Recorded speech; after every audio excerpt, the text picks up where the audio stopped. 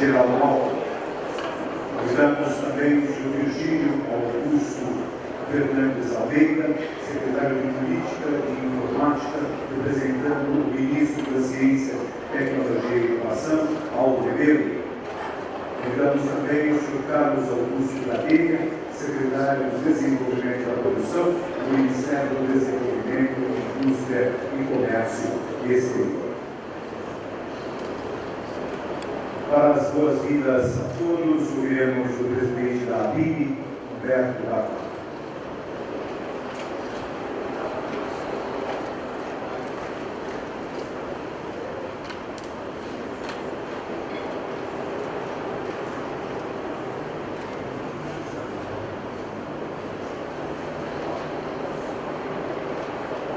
Senhoras e senhores, boa tarde.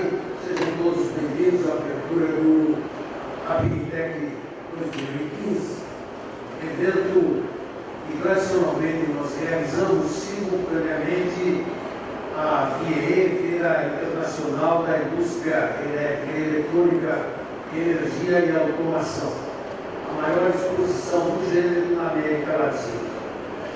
Nesta semana passarão por esse auditório mais de 40 palestrantes, entre especialistas do Brasil e do exterior, secretários de governo, representantes da indústria, de universidades e institutos de pesquisa, que promoverão um grande debate sobre o futuro do setor eletroeletrônico.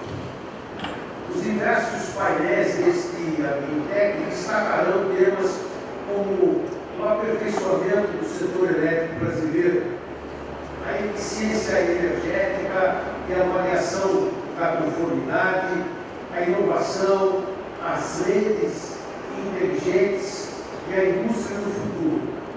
E encerrando a semana, na sexta-feira, o tema será a sustentabilidade.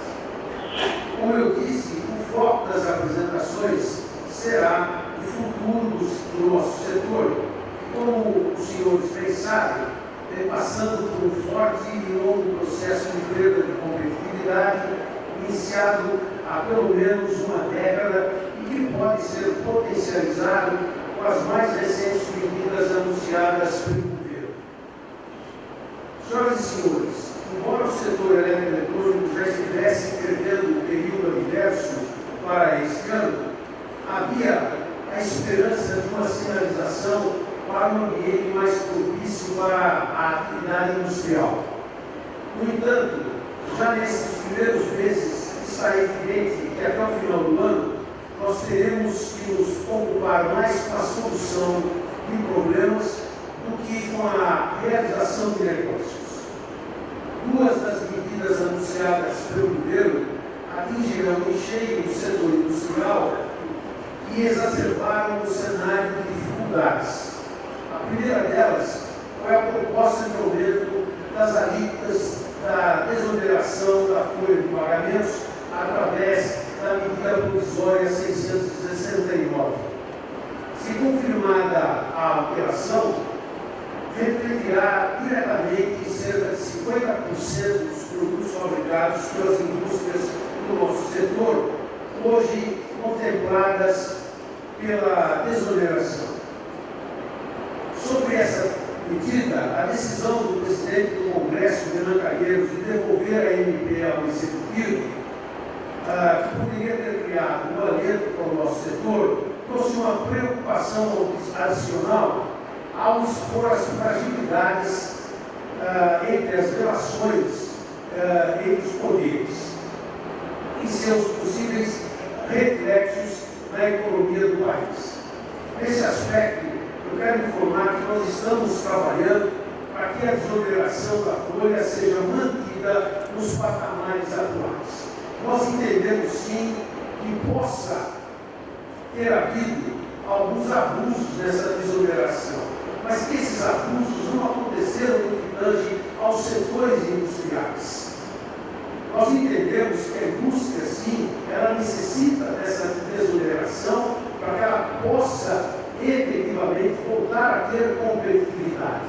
Mas muitos outros setores da economia acabaram sendo beneficiados pela desoneração e, portanto, nós entendemos a necessidade de que a desoneração seja revista.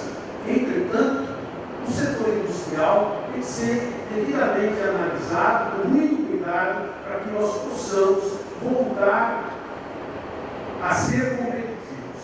E assim eu até vejo de uma maneira bastante positiva o fato que o governo federal tem encaminhado um projeto de lei na última sexta-feira ao Congresso Nacional para ser discutido no Parlamento, de tal forma que nós tenhamos as forças econômicas da sociedade tenham uma oportunidade de discutir no Parlamento o que seria mais conveniente para os diferentes setores da economia. Eu acredito que assim é que se faz o tão falado diálogo com as sociedades. Quando o nosso setor assimilava a proposta de mudança na desoneração da folha, nós recebemos outro duro golpe com o anúncio do ministro da Fazenda, Joaquim Levy, reduzindo o percentual de ressarcimento do reintegro. Com essas duas medidas, o governo, de uma certa forma, comprova que às vezes o timing político é completamente diferente do timing da indústria, o que demonstra uma falta, por vezes, de sensibilidade com um quadro de baixa competitividade em função do hostil ambiente macroeconômico que nós estamos vivendo. É uma realidade que nos últimos dias também nós temos tido uma mudança no cenário cambial bastante importante e que, evidentemente, traz uma nova condição de competitividade no que tange ao câmbio. Entretanto, eu quero chamar a atenção para o fato que o Reintegra nada tem a ver com taxa de câmbio. Ele nada tem a ver com taxa de câmbio. O Reintegra tem a ver com impostos que estão dentro da atividade, ou seja, com impostos cobrados principalmente nas cadeias de produção mais longas que não conseguem ser ressarcidos. E, portanto, nada tem a ver com o problema com a taxa cambial. Então, não se justifica que o Reintegra possa deixar de existir em função de que hoje nós temos uma taxa cambial que possa vir, de alguma maneira, de alguma forma, ajudar as exportações.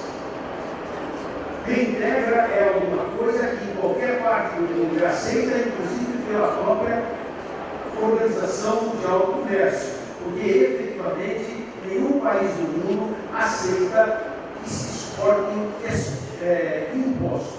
Portanto, nós entendemos que não se justifica que o Reintegra ele possa deixar de existir.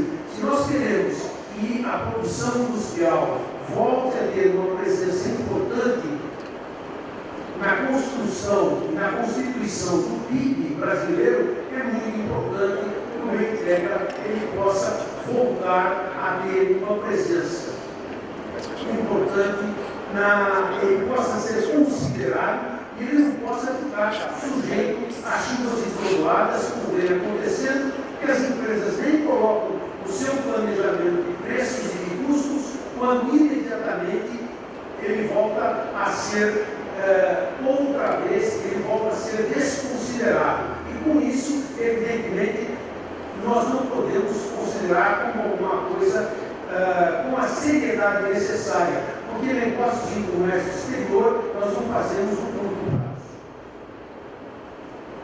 Eu quero lembrar, então, que a desoneração da folha e a revitalização do Reintegra faziam parte das várias providências anunciadas pela presidente Dilma no ano passado para incentivar a economia e a indústria. Nesse contexto, as ações do governo, em tese, objetivam tanto o equilíbrio das contas públicas como a recuperação da confiança dos empresários, acabam por provocar uma reação totalmente contrária. Ao mudar as regras do jogo, a confiança e a previsibilidade são quebradas, o que gera represamento dos investimentos. fazer as suas contas, revisar os seus planos de negócio que até então levavam em conta uma situação que se reverteu do dia para a noite. A adoção de medidas impopulares num ambiente de baixa credibilidade política não inspira e não faz com que os diferentes agentes econômicos se mobilizem e se integrem ao esforço que deve ser de todos. Nesse sentido, nós esperamos que os recentes pronunciamentos da presidente Dilma Rousseff e de seus ministros, assumindo uma postura de diálogo aberto com as representações da sociedade, se concretizem para a criação de uma agenda positiva em favor da competitividade, da empregabilidade e do desenvolvimento. Senhoras e senhores, como já é do conhecimento de todos, os ajustes macroeconômicos já estão refletindo nas projeções de desempenho do PIB para este ano. O Boletim Focus do Banco Central, na última sexta-feira, previa que a economia do país apresentará uma retração de menos 0,78% em 2015. Caso se confirme, será o pior resultado em 25 anos. Acompanhando este desempenho, definitivamente esse ano será o ano em que veremos a retomada do tombo que a indústria sofreu em 2014.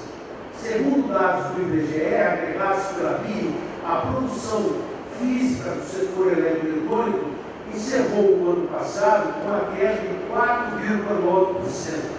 Já na primeira pesquisa desse ano, a produção de bens elétricos e eletrônicos não deu sinais de recuperação e apontou queda de 12,9% em relação a janeiro do ano passado. Meus amigos, nos últimos anos, o câmbio desajustado, os juros em níveis estratosféricos, aliados aos seculares problemas de infraestrutura, carga tributária e burocracia, entre outros, fizeram com que as nossas indústrias perdessem capacidade de competir no mercado internacional e também no mercado local.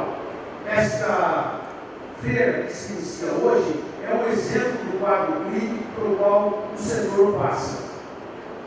Nesta edição, muitas empresas deixaram de estar presentes em função das incertezas econômicas que as levaram a reduzir seus investimentos. Mais recentemente, outras questões causaram ainda mais preocupação entre as nossas empresas, como a explosão das tarifas de energia elétrica e outros serviços públicos.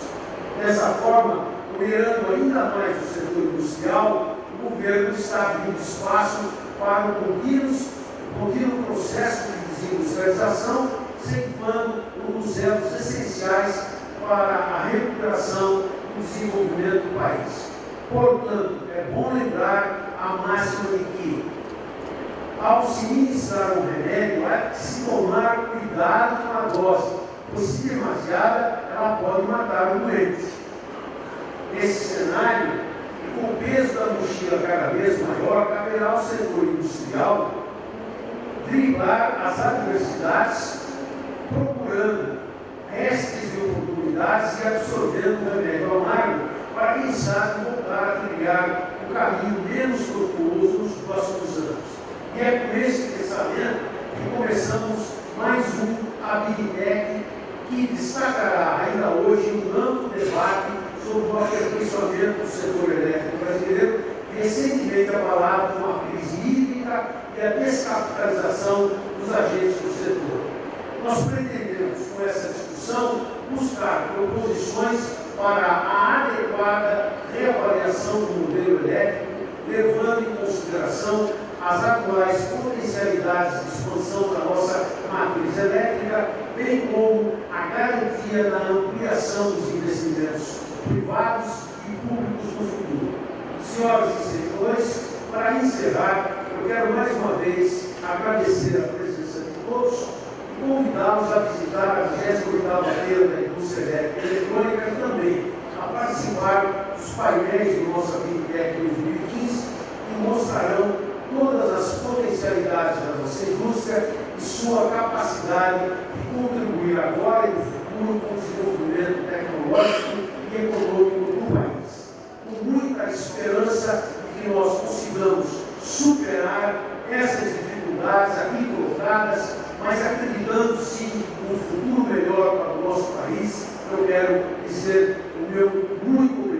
todos pela presença.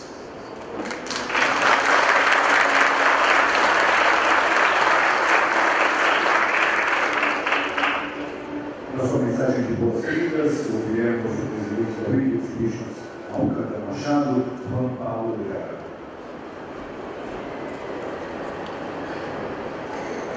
Obrigado, boa tarde a todos.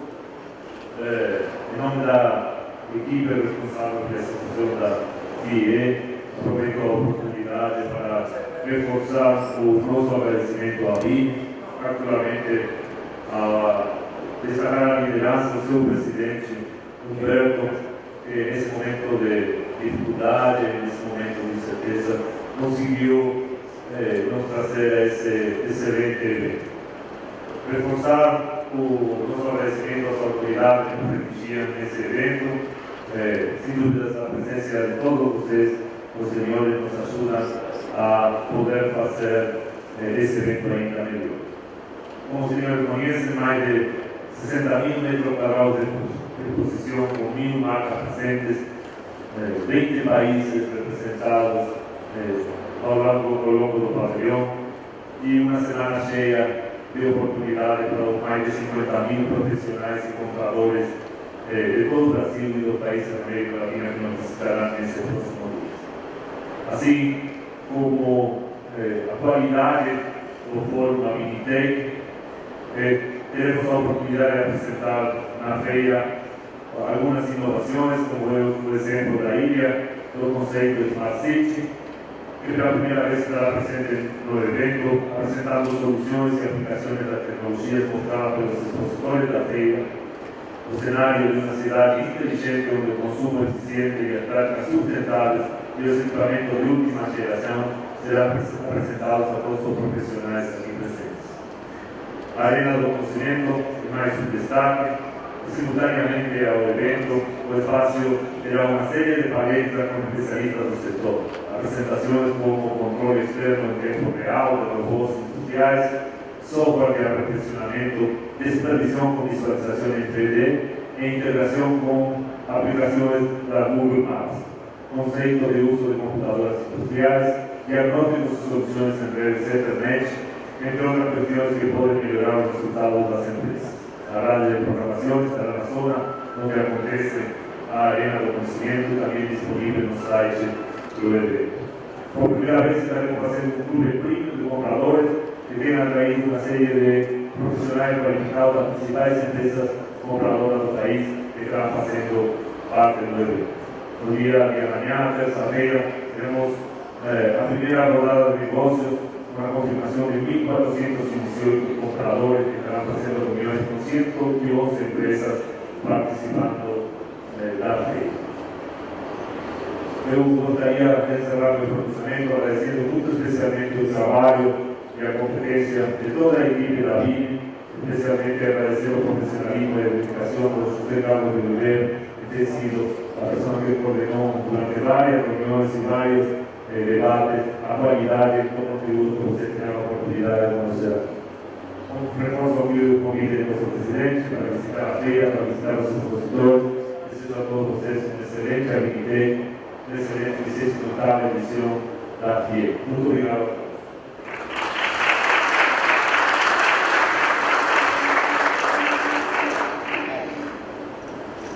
Podemos a seguir o secretário de Política e Informática, Virgílio Augusto Fernandes Almeida, e representará esse ato o ministro da Ciência, Tecnologia e Inovação, Paulo Ribeiro.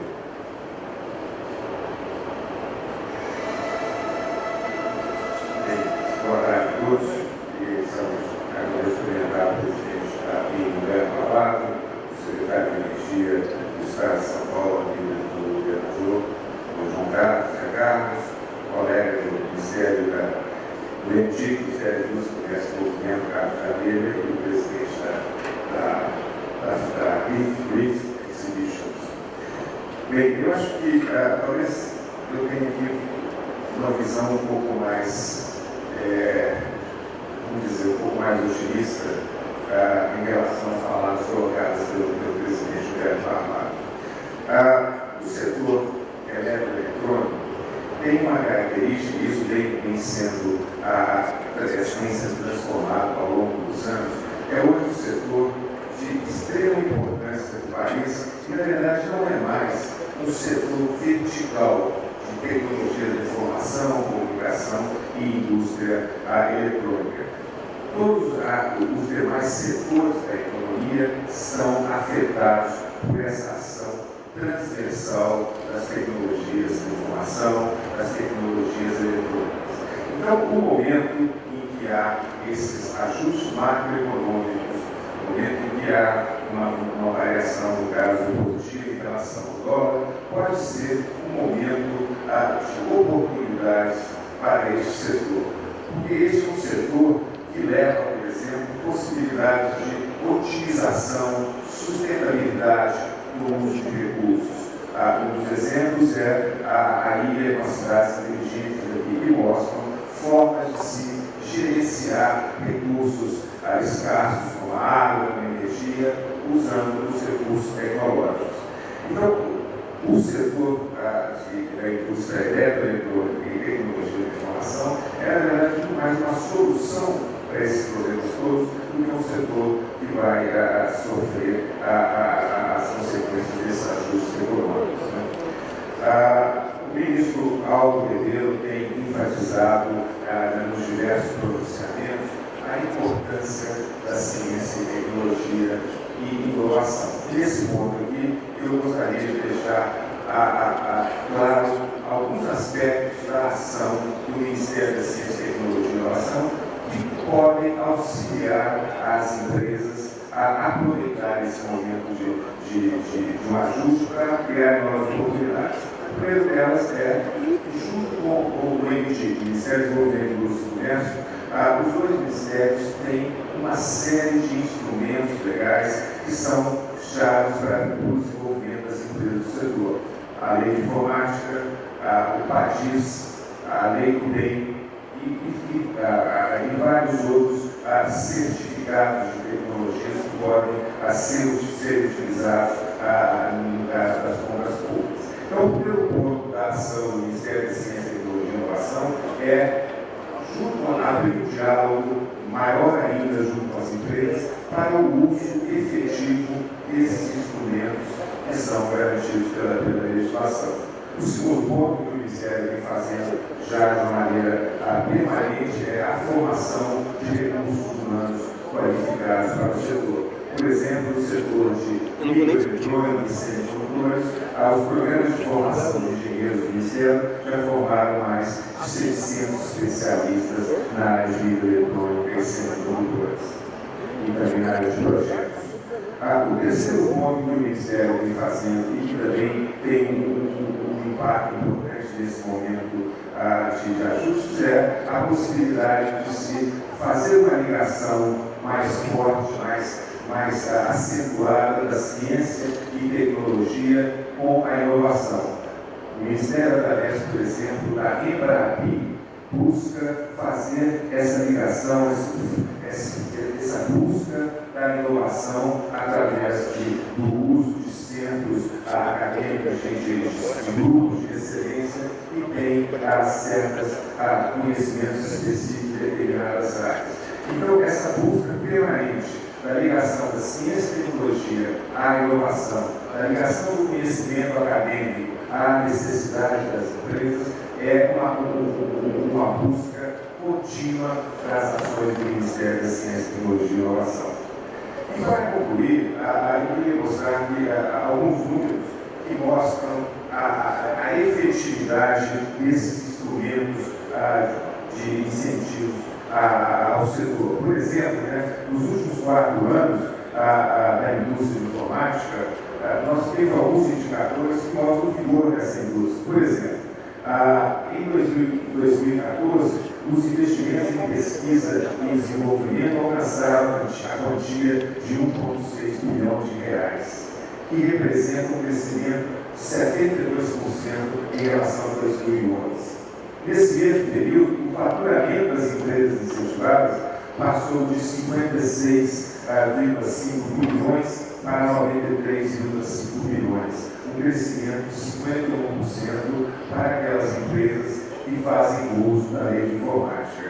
E note-se aqui que o crescimento dos investimentos em pesquisa e desenvolvimento foi maior do do crescimento, do faturamento dessas empresas. O que indica que há um celeiro de investimento, de tecnologias, de desenvolvimento gerado por esses investimentos em P&D que podem ser utilizados para buscar justamente aquilo que foi mencionado aqui, a necessidade de maior inovação, a necessidade de mais produtividade para o setor. O número de concessões do benefício da redução de IPI da rede informática foi de 296 em 2014 contra 74 em 2011. E o número de produtos com certificado de tecnologia nacional cresceu aproximadamente 70% em um ano. Ou seja, há indicações de que a indústria investe fortemente em P&D. A indústria produz novas tecnologias que levam a novos produtos. Isso mostra um vigor que essa indústria tem para enfrentar esses momentos de ajuste. Certamente, passeando aqui pela RI, nós vamos ver soluções que vão dar origem, na verdade, a uma sensação de otimismo, ao invés de uma sensação apenas de um percurso de crise. Né? E é justamente essa indústria que tentando essa característica da inovação, essa característica de desenvolver produtos rapidamente, essa indústria vai ser uma indústria-chave para que o país passe por essa situação de ajustes macroeconômicos. Né? Eu queria, mais uma vez, dar os parabéns aos organizadores dessa feira e pensarmos aqui juntos que essas dificuldades no momento, na verdade, podem ser oportunidades para o desenvolvimento de uma indústria tão sofisticada e avançada que por essa representada pela BIM. Eu queria mais uma vez desejar sucesso a todos e ótimos negócios. Muito obrigado.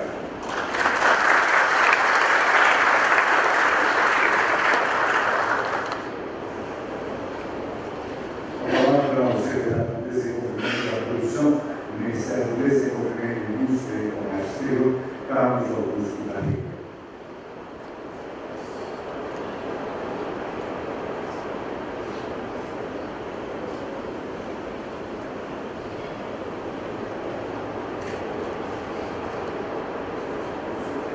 Boa tarde a todos. Serei breve, porque o próximo painel, inclusive, eu tenho muito interesse em poder acompanhar o seu detalhe. Eu queria saudar aqui o Roberto Barbato, o Roberto Barbato, o Pablo, o representante do Rio do Estado, o Carlos Meirelles, que mostra essa mesa, mostra o que é possível fazer essa articulação em nome da política de Estado, do governo federal, do Estado de São Paulo, do Estado da Federação, e meu colega do governo federal, secretário Vigílio, que eu feito trabalho a várias mãos, estamos juntos em toda essa estratégia.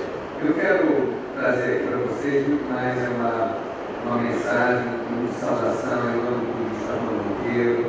Vocês todos conhecem a história dele, ele é proveniente da cultura e do setor empresarial, do setor produtivo. Nós estamos aqui aliados nessa estratégia, com o Vigílio, com o ICT, diversas instâncias da sociedade, para um período em que nós vamos buscar uma agenda estrutural. Além de toda a questão conjuntural preocupante, que eu destacar aqui, como a questão fiscal, a questão das exportações dos incentivos, a gente tem um problema estrutural de competitividade, nós precisamos montar uma agenda para elevar estruturalmente a competitividade da nossa indústria. Eu acho que é fundamental, e aqui a área eletroeletrônica, de automação, de energia, nós queremos dar toda essa agenda que a BNTEC nos traz, é a agenda da nova política industrial brasileira. Ou seja, nós não podemos mais ter uma política industrial apenas fragmentada e setorializada. Eu acho que é importante a gente ter avançado, não havia política industrial, passou a haver, parou de ser algo estigmatizado, é importante, mas agora está na hora de dar um novo passo que está em xeque a competitividade de toda a indústria brasileira, e sem uma indústria competitiva, a economia e a estrutura econômica brasileira, o Brasil não é competitivo. É importante saber que o núcleo da competitividade de um país continua sendo o setor industrial. E dentro do setor industrial, aquelas tecnologias que atravessam o sistema produtivo como um todo. A área eletrônica é exemplar disso. Nós vamos construir junto essa estratégia. A ideia, nós podíamos estar trancados em Brasília com medo do ajuste. Nós estamos aqui para dialogar, para conversar e para formular soluções conjuntas. Nós não estamos com receio de enfrentar este período duro, mas ao mesmo tempo de preparar a saída deste período para um período de desenvolvimento de futuro, onde a tecnologia, a inovação e o desenvolvimento sustentável vão ser a marca da trajetória nacional de desenvolvimento. Eu estive visitando aqui o programa da BNTEC, como ele casa com a nova política industrial, com as premissas da nova política industrial, toda uma discussão de eficiência energética, que ao mesmo tempo é uma discussão sem a qual a gente não consegue viver com competitividade, mas há uma série de mercados para a área eletroeletrônica imensos se a gente coloca isso no centro da agenda do desenvolvimento tecnológico industrial. A questão da inovação é outra agenda transversal que está aqui, como eu vejo também que se coloca como uma dimensão que atravessa o sistema industrial como um todo. O Brasil já avançou muito, mas ainda inova muito pouco. A gente tem que criar, tem que se esforçar, e pensar novos paradigmas, novos modelos para envolver o setor produtivo, para estimular o setor produtivo a investir em inovação.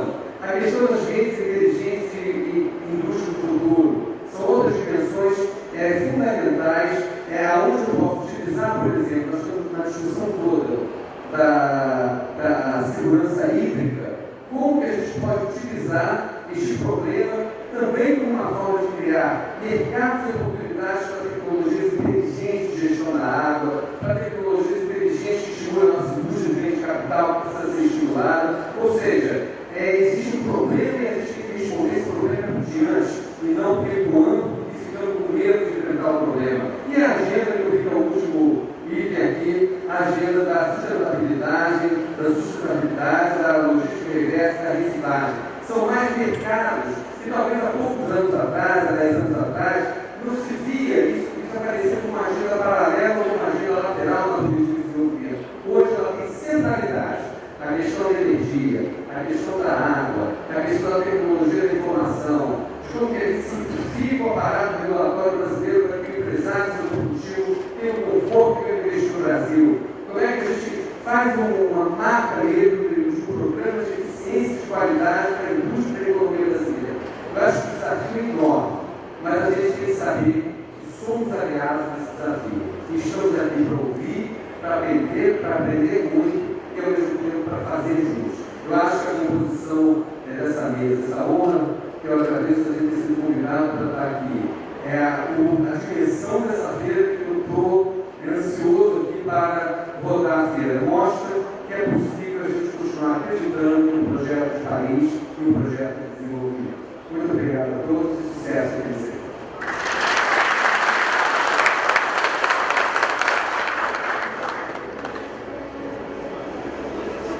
Senhoras e senhores, podemos seguir o secretário de Estado de Energia de São Paulo, João Carlos Meirelles, iniciado representando o governador do Estado de São Paulo, Geraldo Alckmin.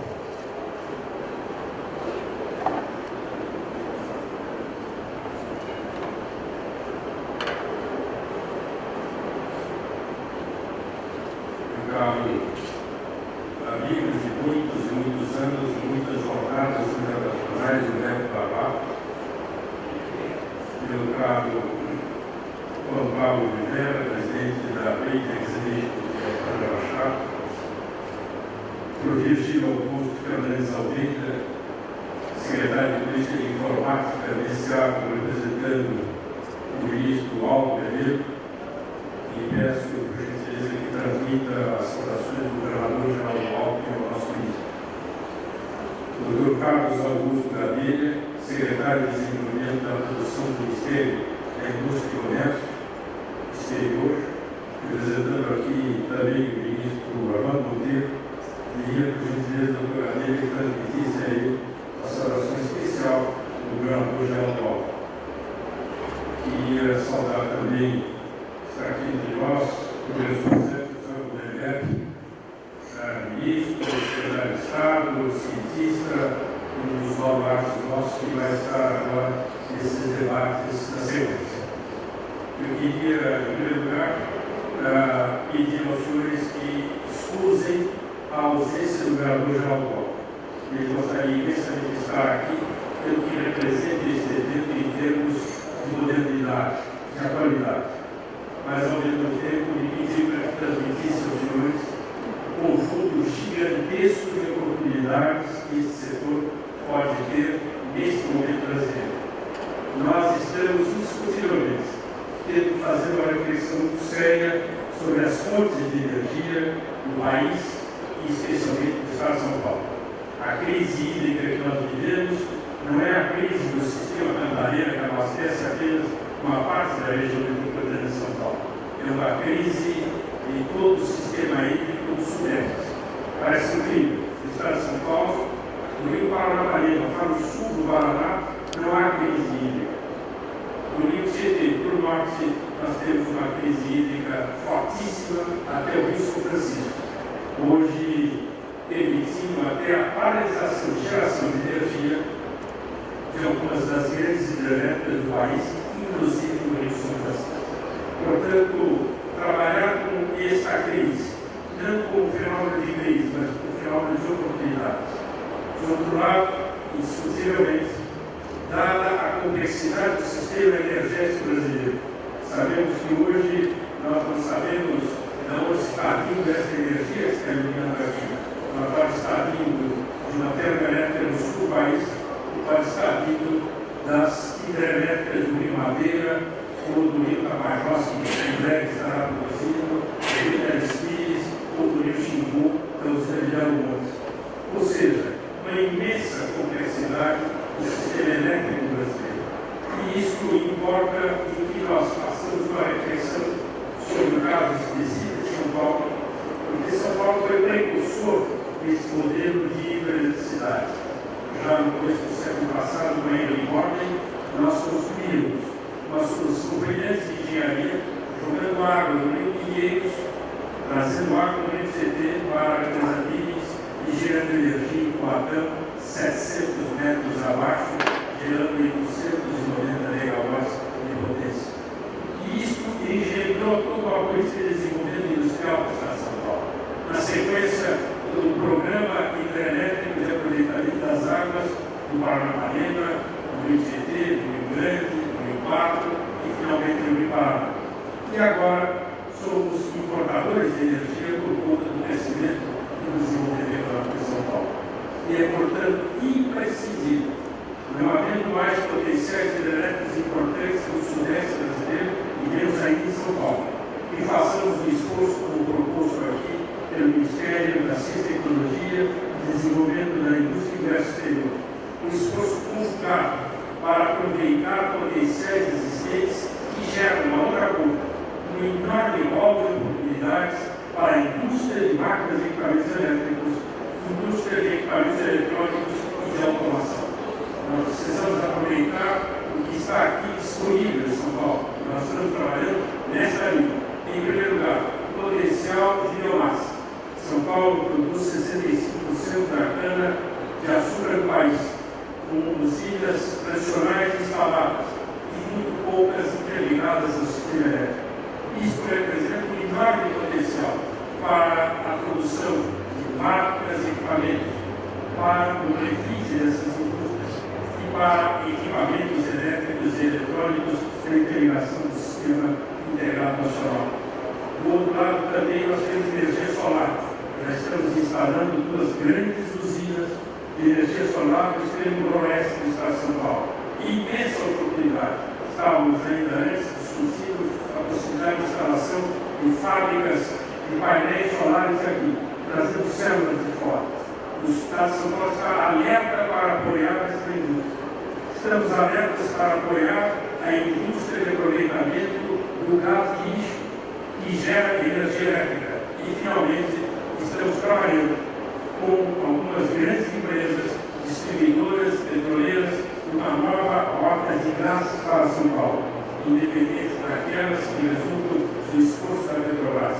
Uma nova rota privada de gás, uma nova rota 4, para que nós possamos trazer para a região metropolitana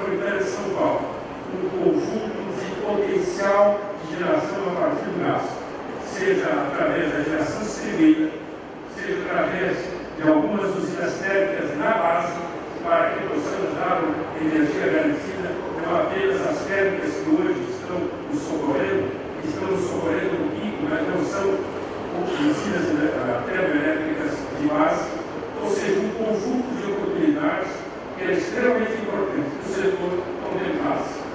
Trazer para cá a geração a gás, a lixo, ou de biomassa, ou solar, resulta em produção de energia elétrica, que é a especialidade do que magistrado aqui. Esse esforço não é um esforço isolado de São Paulo, é um esforço conjunto com os ministérios da República que tratam desse assunto. São Paulo tem permanentemente um comportamento evidentemente republicano. Nós não queremos discutir política quando se tem que resolver problemas. Nós queremos discutir um esforço conjunto com aquilo que foi manifesto aqui pelo MIDIC e pelo Ministério da Ciência e Tecnologia. Nós estamos trabalhando nesse sentido. Isso representa um rol de oportunidades enormes. Mas eu queria deixar também mais uma provocação.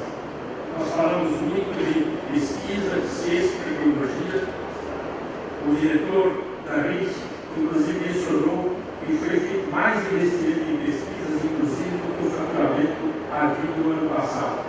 Nós temos em São Paulo instrumentos de apoio concreto a essa indústria, seja ela na formação de recursos humanos, se forem técnicos, através das ETECs, se forem tecnológicos, através das FATECs, se forem universitários, as 3 universidades de São Paulo, e o professor Rodrigues, inclusive, dirige a Universidade de São Paulo, depois de ter sido reitor, o Instituto de Eletrotécnica, que trabalha exatamente com a ponta da pesquisa nesse sentido.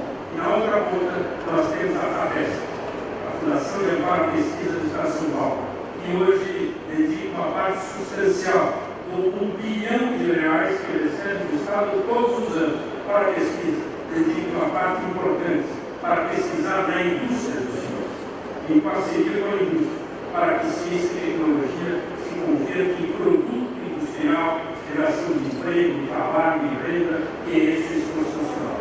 Então eu me preocupei em trazer aos senhores uma visão absolutamente própria de um sertanejo como eu.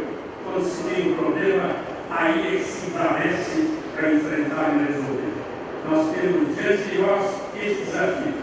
Não é criticando nada nem o que foi. Melhor não anda para trás, para nós olhar para frente. E acho que nós estamos diante de uma gigantesca oportunidade. Saibam os senhores, o governo de São Paulo é parceiro na solução desses problemas e a criação dessas oportunidades. Sejam muito bem sucedidos nesta feira, neste seminário e, sobretudo, a partir do dia de amanhã, na construção deste Brasil que gera trabalho e renda. Muito obrigado.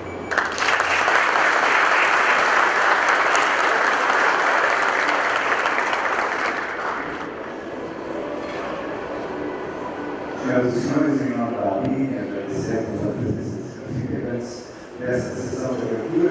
Os convidamos a ocupar em lugares do primeiro auditório, para dentro de instantes, darmos início ao primeiro painel deste ABIN Tech 2015.